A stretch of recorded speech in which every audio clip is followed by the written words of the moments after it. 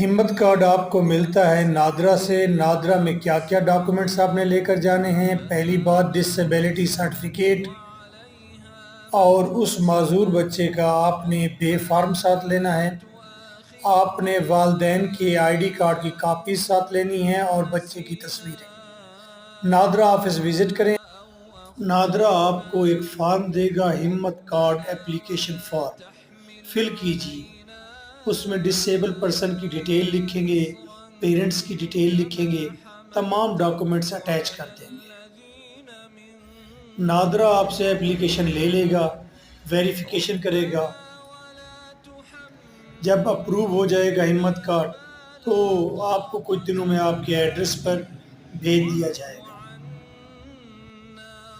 فی کوئی بھی نہیں ہے ان پیارے پیارے خوبصورت بچوں کے لیے۔ یہ گاڈ گفٹڈ